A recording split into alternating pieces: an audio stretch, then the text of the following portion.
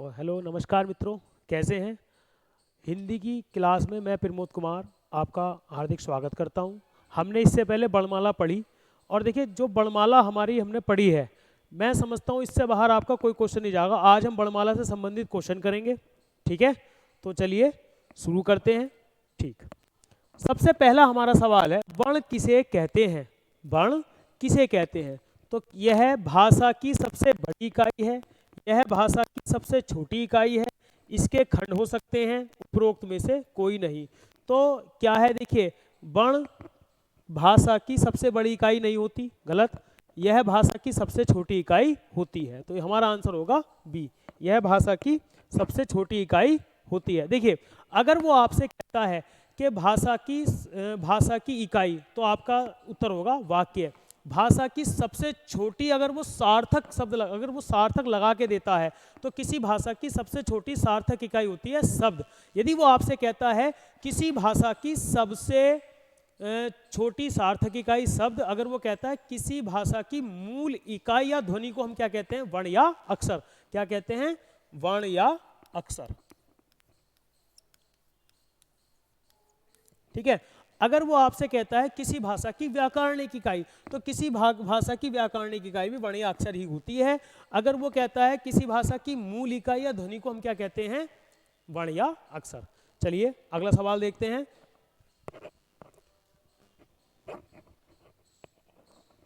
लिपि चिन्हों के क्रमबद्ध समूह को क्या कहते हैं। देखिए, बात आई किसकी, लिपि। लिपि का मतलब समझते हैं, लिपि का मतलब होता है तरीका, परिपाटी या चिन्ह, ठीक है। हमारी जो हिंदी है वो देवनागरी लिपि में लिखी जाती है। किस में लिखी जाती है, देवनागरी, ठीक है। अगर वो आपसे पूछता है देवनागरी लिपि चिन्हों की संख्या, तो देवनागरी लिपि, ये जो हमारी वर्णमाला के 52 वर्ण हैं, यही क्या है, देवनागरी लिपि चिन्ह है। और देवनागरी लिपि चिन्हों की संख्या भी कितनी है, 52 मानी गई है। कभी कभी क्या हुआ, एक बार परीक्षा में ये सवाल पूछा गया कि देवनागरी लिपि चिन्हों की संख्या कितनी होती है, तो 52। हमारी जो वर्णमाला है, हिंदी वर्णमाला के जो 52 वर्ण है, वो ही देवनागरी लिपि चिन्ह है। तो वो कह रहा है लिपि चिन्हों के क्रमबद्ध समूह को, यानी वर्णों के क्रमबद्ध और व्यवस्थित समूह को हम क्या कहते हैं, वर्णमाला। इसलिए इसका आंसर होगा वर्णमाला, ऑप्शन डी। अगला सवाल,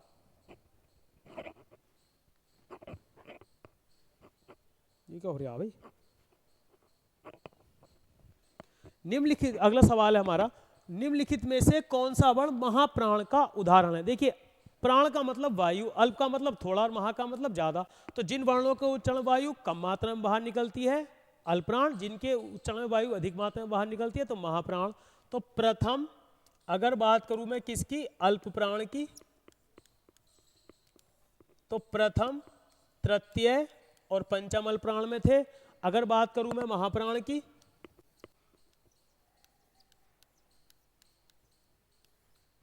तो द्वितीय और चतुर्थ वर्ण। तो वो कह रहा है निम्न में से कौन सा वर्ण महाप्राण का उदाहरण है। तो देखिए, प्रत्येक वर्ग का द्वितीय और चतुर्थ वर्ण क्या कहलाता है, महाप्राण। तो ये चतुर्थ क्या है, ये न्याय है। तो ये आपका मान देखिए, तय, थे, दे, तो दे हुआ तीसरा, ठीक है। इसके बाद में जो हमने आपका, वो कह रहा है निम्न में से कौन सा वर्ण महाप्राण है। तो प्रत्येक वर्ग का तृतीय और चतुर्थ, प्रथम और तृतीय पंचम वर्ण अल्पप्राण है। तो आपका तय, थे, दे, ये आपका क्या हो गया, महाप्राण हो गया। तय, थे, दे, ये क्या हो गया, अल्पप्राण हो गया। नहीं, ये भी अल्पप्राण है। देखिए, प्रथम, तृतीय और पंचम किस में जाएगा, अल्पप्राण में। तो तय, थे, दे, तो दे भी अल्पप्राण है, निय भी अल्पप्राण है। और आपका पे, फे, बे, भे, भे क्या है, चौथा है। तो दूसरा और चौथा किस में जाता है, महाप्राण में। तो हमारा आंसर होगा भे, ये है आपका महाप्राण। और लय किस में आता है, अंतस व्यंजन में आता है। लय किस में आता है, अंतस व्यंजन में। तो लय किस में जाएगा, ये, रे, ले, वे किस में रखे हमने, अल्पप्राण में। तो ये भी क्या है, आपका अल्पप्राण है। तो इसलिए उसने क्वेश्चन पूछा निम्न में से कौन सा वर्ण महाप्राण है, तो कौन सा है, भय। कौन सा है, भय। अगला सवाल,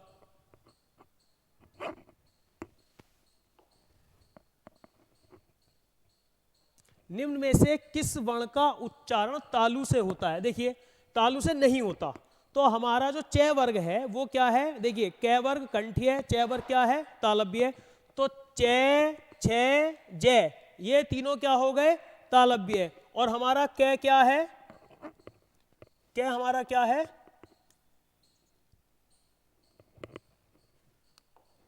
हमारा क क्या है? कंठी है। क क्या है? कंठी है। तो कहने का मतलब क्या है? निम्न में से किस वर्ण का उच्चारण तालु से होता है? तो हमारा उत्तर होगा क का, क्योंकि ये तीनों क्या हैं? ये तालव्य आपके क्या हैं? कंठीय है, तालव्य ये तालव्य है, और ये क क्या है? कंठीय है। ठीक है, कंठीय का मतलब होता है जिसके उच्चारण में जो इसका उच्चारण कंठ से, गले से होता है। अगला सवाल,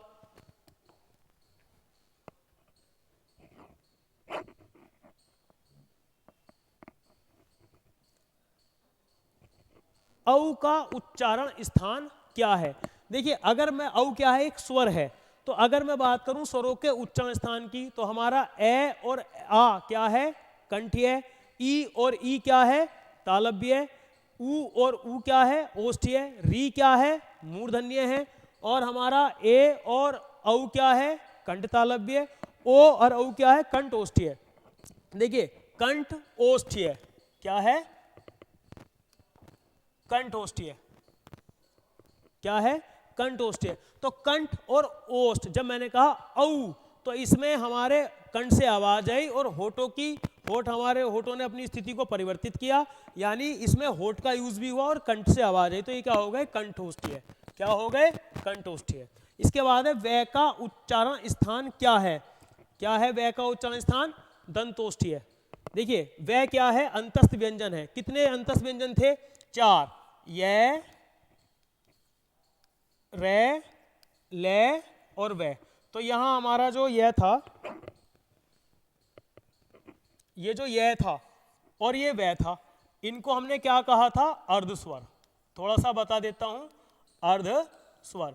तो यह और वह को अर्धस्वर कहते हैं, क्योंकि इनके उच्चारण स्वरों की भांति मुखांगों के स्पर्श से तो होता है, लेकिन इनके उच्चारण में जीभ कहीं भी मुखांगों को पूर्ण रूप से स्पर्श नहीं करती। तो ये हो गए आपके अर्धस्वर में। ठीक है, और आपका रे क्या है? रे को हम कहते हैं प्रकंपित या लुंठित व्यंजन। क्या कहते हैं? प्रकंपित या लुंठित। इसे प्रकंपित इसलिए कहा क्योंकि रे के उच्चारण में जीभ का अग्रभाग वाइब्रेट करता है, कंपन करता है, और रे के उच्चारण में जीभ का अग्रभाग लुढ़कता है, इसलिए लुंठित और प्रकंपित व्यंजन हमारा क्या है? रे। इसके बाद में बात आती है ले की। ले को हम कहते हैं पार्श्विक व्यंजन। क्या कहते हैं? पार्श्विक व्यंजन। क्या कहते हैं? पार्श्विक व्यंजन, क्योंकि लय के उच्चारण में जीभ का अग्रभाग ऊपरी मसूड़े दंत मूल को स्पर्श करता है, दोनों ओर पार्श्व बनाता है, यानी दोनों ओर से वायु बाहर निकलती है, इसलिए लय को हम क्या कहते हैं? पार्श्विक व्यंजन। ठीक है, अब उससे पूछा था वै का उच्चारण स्थान क्या है? तो दंतोष्ठी है। क्या है? दंतोष्ठी, ऑप्शन ए। ठीक है, इसके बाद में आता है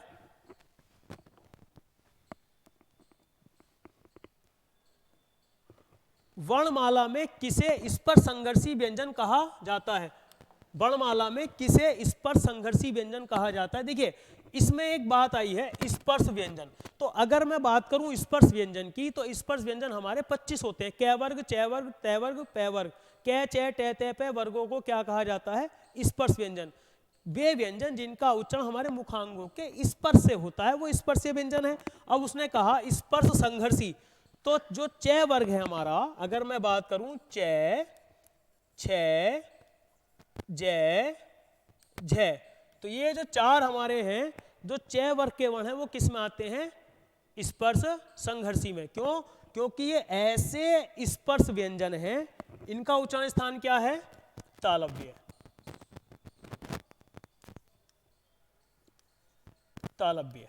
ठीक है, तो कहने का मतलब क्या है? ये ऐसे स्पर्श व्यंजन हैं जिनके उच्चारण में हमारे स्वर यंत्रों के मध्य ऊष्म या संघर्षी व्यंजनों की भांति संघर्ष होता है, इसलिए इन्हें स्पर्श संघर्षी व्यंजन कहते हैं। और च वर्ग, इसलिए आंसर क्या होगा? च वर्ग।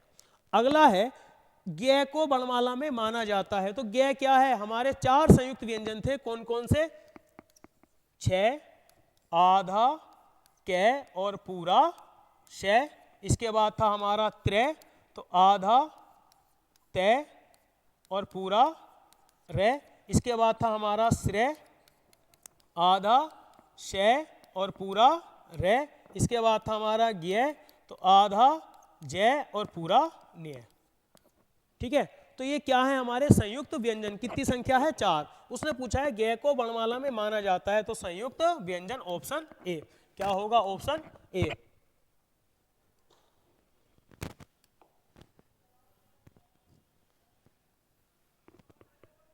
देखिए अगला सवाल है, छह का निर्माण दो वर्णों या व्यंजनों के मेल से होता है। तो अभी मैंने बताया था क्या है, छह किससे मिलकर बना है? आधा कै और पूरा शय, आधा कै और पूरा शय। ठीक है, इसके बाद में आता है आपका अगला क्वेश्चन।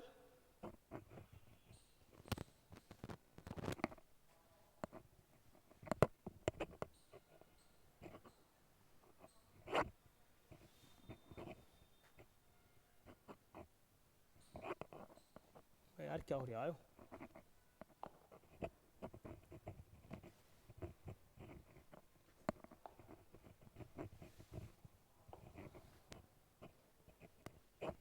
जा रहे हैं भाई। अगला सवाल है, निम्न में से कौन सही है?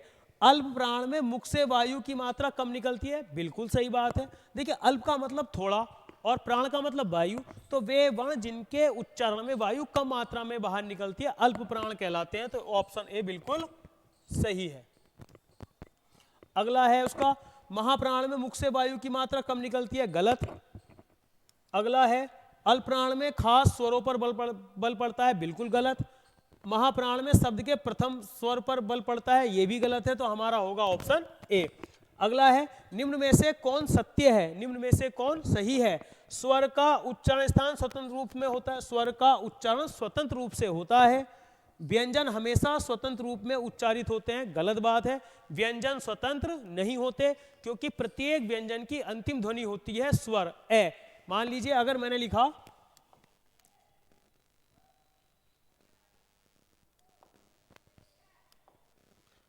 कै, तो इस कै का मतलब है आधा कै और ए, यानी बिना इस ए के इस कै का उच्चारण नहीं होगा। यानी जो हमारा व्यंजन होते हैं वो स्वतंत्र नहीं होते, क्योंकि प्रत्येक व्यंजन की ध्वनि होती है स्वर, अंतिम ध्वनि होती है स्वर और वो होती है ए। इसलिए हमने क्या कहा, जब हमने स्वर की परिभाषा पढ़ी थी तो उसमें हमने कहा था कि वे व्यंजन जिनका उच्चारण स्वरों की सहायता से होता। क्यों कही हमने ये बात? क्योंकि ए के बिना इस कै का उच्चारण नहीं हो रहा, तो प्रत्येक व्यंजन का उच्चारण स्वर की सहायता से किया जाता है। तो इसलिए निम्न में से कौन सत्य है? स्वर का उच्चारण स्वतंत्र रूप से होता है। Option A. Option A. अगला,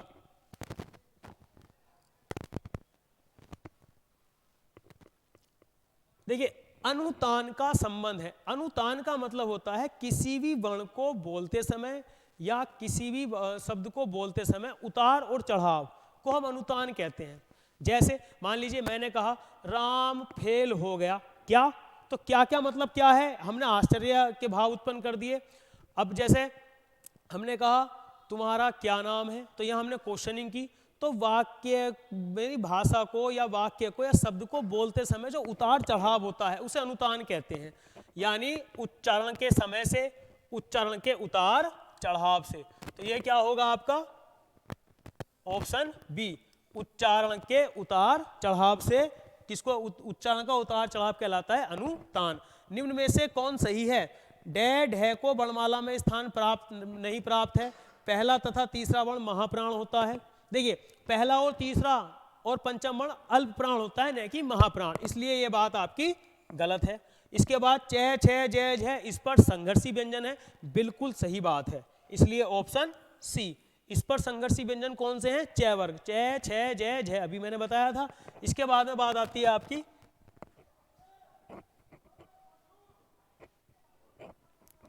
निम्न में से प्रकंपित व्यंजन कौन सा है? देखिए मैंने बात की थी रे की। रे को हम प्रकंपित व्यंजन,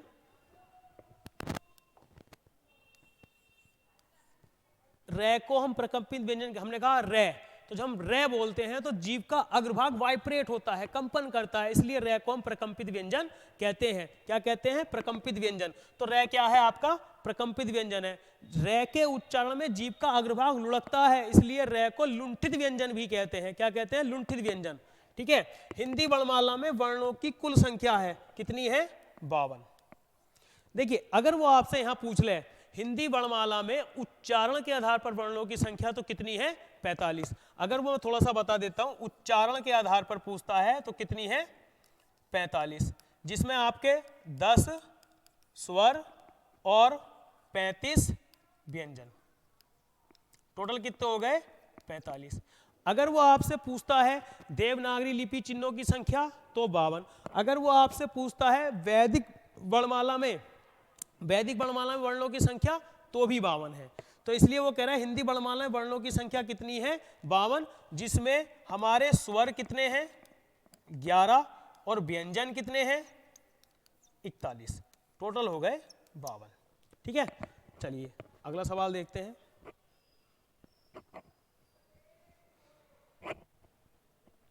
प्रत्येक वर्ग का दूसरा और चौथा वर्ण क्या कहलाता है? देखिए प्रत्येक वर्ग का प्रथम तृतीय यानी 135 की अगर मैं बात करूं, 135 की प्रथम तृतीय और पंचम क्या है? अल्पप्राण। द्वितीय और चतुर्थ क्या है? महाप्राण। तो अगर मैं बात करूं प्रथम और तृतीय तो दूसरा चौथा क्या कहलाता है? महाप्राण। इसलिए ऑप्शन क्या होगा? ए। ठीक। पिलुत स्वर का कौन सा है? पिलुत स्वर कौन सा है? देखिए थोड़ा सा पिलुत स्वर पर चर्चा करते हैं। पिलुत का मतलब होता है, मैंने बताया था जब मैंने वर्णमाला पढ़ाई थी तो मैंने आपको बताया था, पिलुत का अर्थ होता है उछलता हुआ या कूदता हुआ, यानी वे स्वर जो हिंदी से बाहर हो गए हैं, हिंदी में जिनका कोई यूज नहीं है, ये केवल वेदों आदि में मंत्रोच्चारण में यूज किए जाते हैं और इनके उच्चारण में 3 मात्रा का समय लगता है। क्या लगता है? 3 मात्रा का समय, यानी लंबा खींचने के उद्देश्य से, बड़ा करने के उद्देश्य से, समय अधिक देने के उद्देश्य से इसका यूज किया जाता है। तो पिलुत स्वर की कोई संख्या विशेष नहीं होती, इसका चिन्ह होता है। तो इसमें है ऑप्शन डी। ये क्या है आपका? पिलुत स्वर। इन्हें शहीद स्वर भी कहते हैं। क्या कहते हैं? शहीद स्वर, जो हिंदी से शहीद हो गए, विलुप्त हो गए, इनका कोई यूज नहीं है। अगला,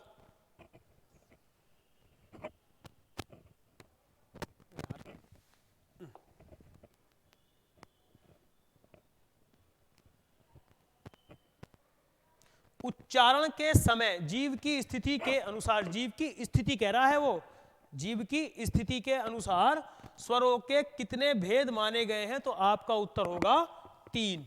क्या उत्तर होगा? 3। कौन कौन से हैं? अग्रस्वर, मध्य स्वर और पश्च स्वर। कौन कौन से हैं? अग्रस्वर, मध्य स्वर और पश्च स्वर। ठीक है। अगला सवाल, जिनके उच्चारण में दीर्घ स्वर से भी अधिक समय लगता है। देखिए दीर्घ का मतलब होता है बड़ा या द्विमात्रिक। ह्रस्व स्वर एक मात्रिक स्वर और दीर्घ स्वर द्विमात्रिक स्वर। तो जिनके उच्चारण में दीर्घ स्वर से भी अधिक समय लगता है, यानी द्विमात्रिक स्वर से भी अधिक समय लगता है, तो उसे हम कहते हैं पिलुत स्वर। क्या कहते हैं? पिलुत स्वर या त्रिमात्रिक स्वर। तो आपका उत्तर होगा बी, पिलुत स्वर या त्रिमात्रिक स्वर। इसके बाद में अगला सवाल देखो, मात्रा के आधार पर स्वरों के कितने भेद माने जाते हैं? देखिए वैसे अगर मैं आपसे बात करूं तो मात्रा के आधार पर, क्योंकि मात्राएं 2 ही मानी गई हैं, एक मात्रा यानी लघु और 2 मात्रा यानी गुरु, तो इस आधार पर स्वरों को 2 भागों में बांटा गया है। वैसे 3 में बांटा गया है। मात्रा का मतलब है स्वर के उच्चारण में लगा समय। मात्रा का मतलब है स्वर के उच्चारण में लगा समय, यानी अगर कम समय लग रहा है तो एक मात्रिक और अधिक समय लग रहा है तो द्विमात्रिक। अब देखिए जो उच्चारण या मात्रा की अगर मैं बात करूं तो स्वरों को 3 भागों में बांटा गया है। सबसे पहला आता है आपका एक मात्रिक स्वर,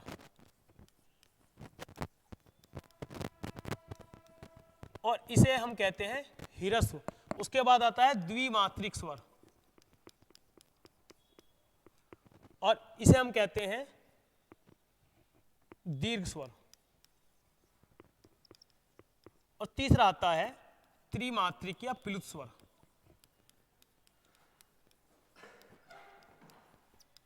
तो आपका उत्तर होगा 3।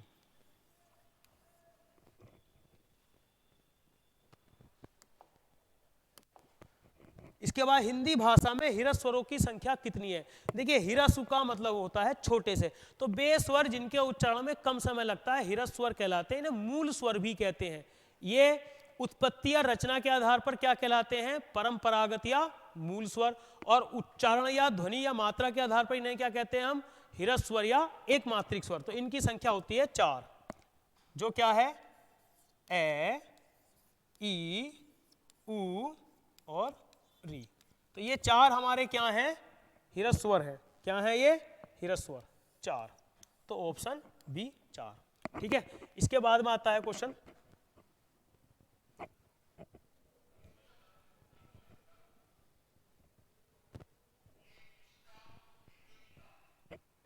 दांत और जीभ के स्पर्श से बोले जाने वाले वर्णों को हम क्या कहते हैं? तो दांत और जीभ के स्पर्श से बोले जाने वाले वर्णों को हम कहते हैं दंतीय। क्या कहते हैं? दंतीय। देखिए वे वर्ण जिनके उच्चारण में जीभ का अग्रभाग हमारे दांतों को स्पर्श करता है, जो हमारा तय वर्ग है, तय, थे, दे, धे, ने, क्या है? दंतीय। ले भी हमारा दंतीय है। ठीक है, तो कहने का मतलब क्या है? वे वर्ण जिनके उच्चारण में हमारी जीभ, तो वो बात कर रहा है दांत और जीभ के स्पर्श से। ठीक है, तो ये हो जाएगा आपका दंतीय। अगला सवाल है आपका,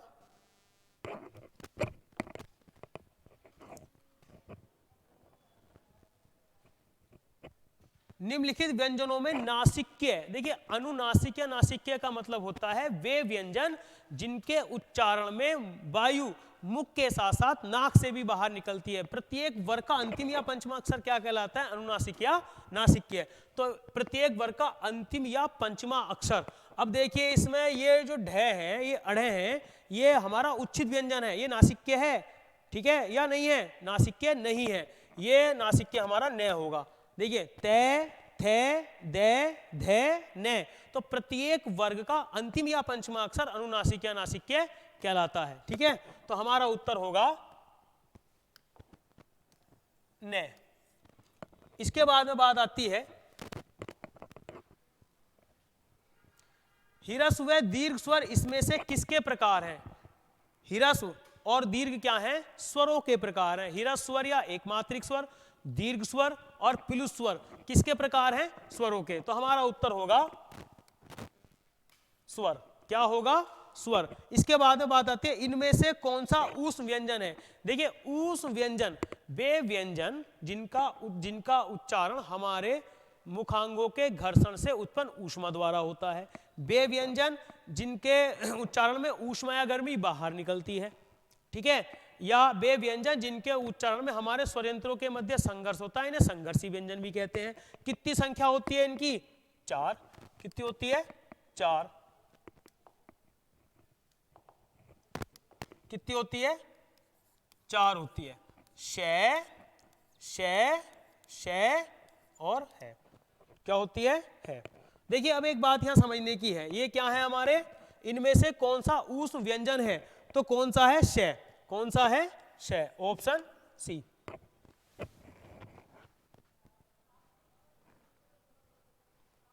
इसके बाद में बात आती है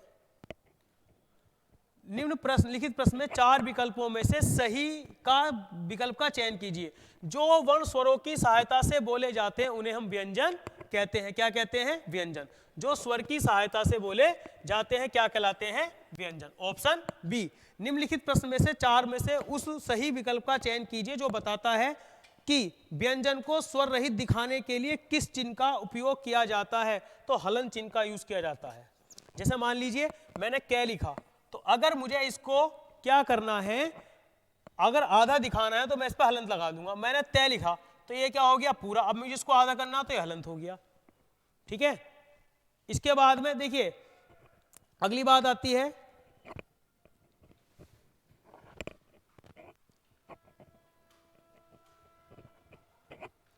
स्वर रहित व्यंजन जब स्वर सहित व्यंजन से मिलता है तब क्या कहलाता है? इसको हम कहते हैं संयुक्त अक्षर। क्या कहते हैं? संयुक्त अक्षर।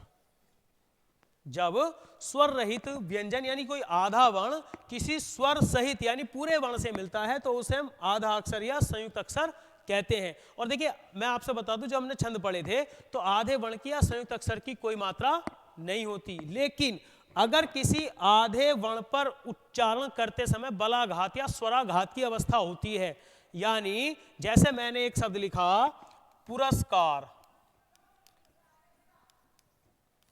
अब देखिए अगर मैं इस पर मात्रा लगाऊंगा तो यहां पे कै पे 2 लगेंगी, यहां पे 1 लगेगी, यहां पे 1 लगेगी, यहां पे 1 लगेगी। लेकिन अगर मान लीजिए मैं इसका संधि करूं तो पुरह पिलसकार क्या बनेगा, पुरह पिलसकार, विसर्ग संधि जाएगी। ठीक है, तो यो जो विसर्ग है यो आधे से में बदल गया। अब देखिए मैंने एक शब्द लिखा रास्ता, तो अगर मैं बोलता हूं रास्ता और मैं बोलता हूं पुरस्कार तो यहां भी आधा से है, यहां भी आधा से है, लेकिन अंतर क्या है, ये जो हमारा पुरस्कार में आधा से है इस पर बलाघात या स्वराघात की अवस्था है। जब हम छंद पढ़ेंगे तो मैं इसे बहुत अच्छे ढंग से आप लोगों को समझाऊंगा। ठीक है, तो अगर किसी आधे वर्ण पर बलाघात या स्वराघात की अवस्था होती है तो उस आधे वर्ण की मात्रा मानी जाती है और वो मात्रा अपने से पहले वाले वर्ण पर आ जाती है, यानी यहां रे पर कितनी मात्रा लगेंगी, 2। ठीक है, तो इसलिए संयुक्त अक्षर इसको हम कहेंगे। चलिए अगला, कौन सा व्यंजन नासिका द्वारा उच्चारित होता है। देखिए नासिका का मतलब है नासिक्य, यानी वे व्यंजन जिनके उच्चारण में जो प्रत्येक वर्ग का अंतिम या पंचमा अक्षर वो अनुनासिक या नासिक है, अर्थात जिनके उच्चारण में वायु मुख के साथ साथ नाक से ही बाहर निकलती है। तो ये क्या है आपका अणय हो जाएगा, क्या हो जाएगा, अणय हो जाएगा। ऑप्शन ए, टे ठे डे ढे णे। तो अंतिम या टे वर्ग का अंतिम या पंचमा अक्षर है, जबकि इनका टे वर्ग का उच्चारण स्थान क्या होता है, मूर्धन्य। ठीक है, अगला,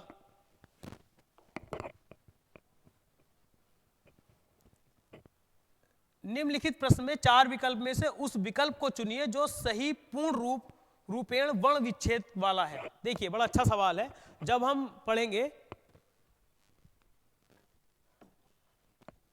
देखिए निम्नलिखित प्रश्न में 4 विकल्प में से उस विकल्प को चुनिए जो सही पूर्ण रूपेण वर्ण विच्छेद कहलाता है। देखिए हमने लिखा करी पेड़ है, तो यहां कै पे हमने नहीं तोड़ा। देखिए सबसे पहले है कै के साथ री, पे के साथ ए और ड़ के साथ है, तो इसका ऑप्शन हो जाएगा कृपण। ये जो हमारा शब्द है इसको मैं लिख के बता देता हूं, कृपण। क्या बनेगा, कृपण। देखिए कृपण का मतलब होता है कंजूस, तो कै में हमने जब इसको तोड़ा तो कै से क्या निकलेगा, री का मात्रा चिन्ह है तो क्या निकलेगा, री। अगर मैं पै से निकाल लूंगा तो क्या निकलेगा, ए। अगर मैं ड़ से निकाल लूंगा तो क्या निकलेगा, ए। तो इसलिए ऑप्शन सी। ठीक है, अगला सवाल है आपका, वर्णों के कितने भेद हैं। वर्णों को मुख्य रूप से 2 भागों में बांटा गया है, स्वर और व्यंजन। किसमें बांटा गया है, स्वर और व्यंजन। किसमें बांटा गया है हमारा,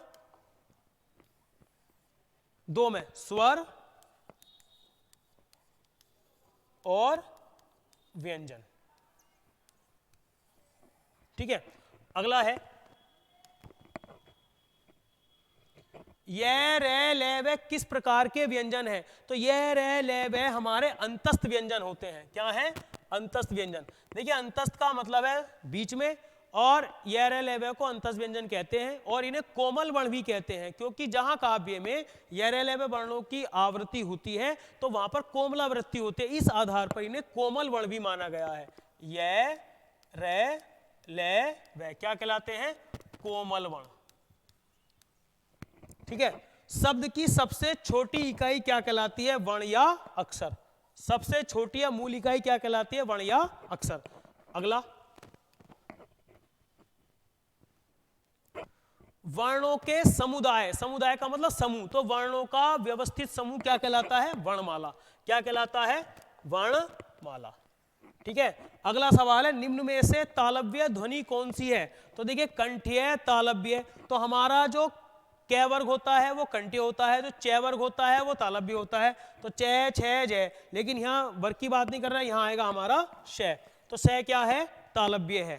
शय शय शय है। अगर हमारे 4 व्यंजन हैं जैसे शय शय शय है, तो ये क्या है हमारा तालव्य है, ये क्या है मूर्धन्य है, ये क्या है दंतीय है, और ये क्या है कंठीय है। हालांकि है को काकल्य व्यंजन भी कहते हैं। इसके बाद में बात आती है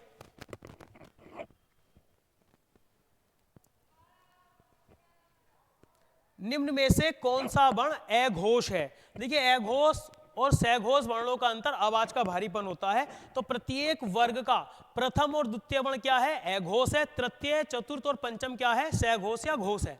तो यहाँ अघोष पूछ रहा है, तो प्रत्येक वर्ग का प्रथम और द्वितीय वर्ण क्या है अघोष है। तो यहाँ हमारा कौन सा होगा कै, क्या होगा कै, ठीक है कै खे गे, क्योंकि कै वर्ग में प्रथम वर्ण कौन सा है कै, और खे क्या है अघोष है। अगला, निम्न में से कौन से शब्द में री की मात्रा का उपयोग नहीं हुआ है।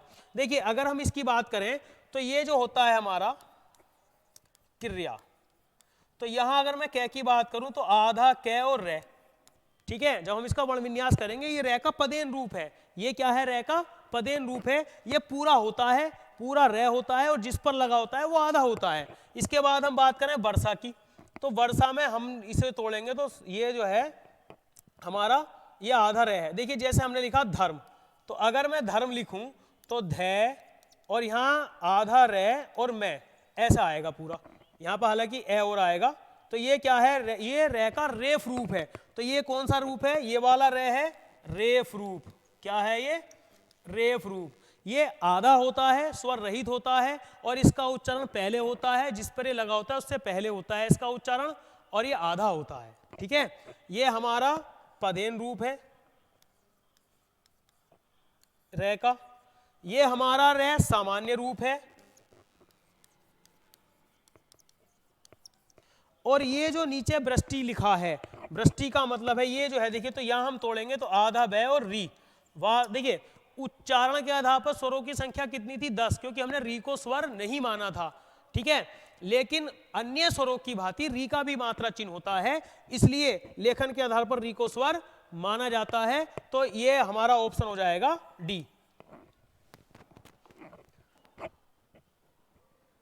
से का उच्चारण स्थान क्या है तालव्य, नहीं से का मूर्धा कंठ, हाँ नहीं तालव्य, ये सही है। क्या बनेगा तालव्य, क्या है से तालव्य है क्या है कंठीय है। इसके बाद में जो पेट चिरा वाला षटकोण वाला से होता है वो मूर्धन्य है, और जो सड़क वाला से है वो दंतीय है। इसके बाद आती है कौन से शब्द में रे व्यंजन नहीं है। देखिए अगर मैं मात्र की बात करूं तो इसमें भी अगर ये त्रय है, तो आधा तय और रे, इसका मतलब इसमें है। अगर मैं बात करूं रे की तो ये रेफ रूप है, इसमें भी है आधा रे है। इसमें क्या है क्रम, इसमें पूरा रे है, इसमें क्या है पूरा रे है। अगर बात करूं मैं मात्र की तो ये क्या है ये इसका मतलब है री, ये रे नहीं है, इसलिए हमारा ऑप्शन होगा डी, किसमें रे व्यंजन नहीं है, तो ऑप्शन डी। इसके बाद है आपका